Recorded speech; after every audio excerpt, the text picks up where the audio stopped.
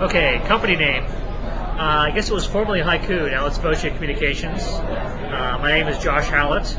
I've been doing this social media thing for maybe 4 or 5 years, I don't know, I'm not sure. So my take on social media. Ultimately, I think it's just a different channel of communication. Just like email, just like telephone, whatever it may be. There's a lot of interest, there's a lot of hype about it right now.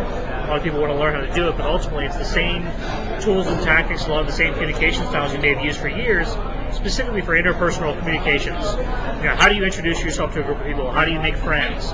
Things like that. Those are all the things that are taking place online right now these days. So my little joke is, when was the last time you had a consultant come in and tell you about how to use email? You don't, because you basically just know how to use it.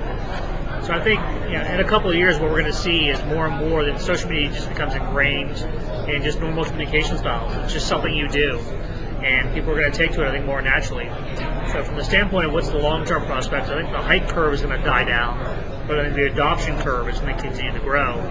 Because one of the aspects you deal with is this humanization factor. People want to be treated like humans. And, in our everyday lives, when I speak to PR audiences, I talk about the press release. I say, who of you wants to read a press release? None of them ever do.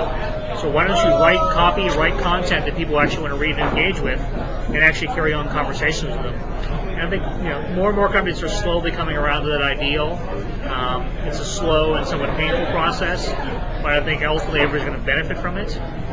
Some companies are going to take to it a little bit more quickly than others, and we'll see how that happens. But I think it's going to be an interesting couple of years to see how things pan out. But ultimately, I hate to say it's my line is, social media is like soil and green. It's people. It's just people talking to people. And if you can't have a handle on that, then you probably shouldn't be in business in the first place.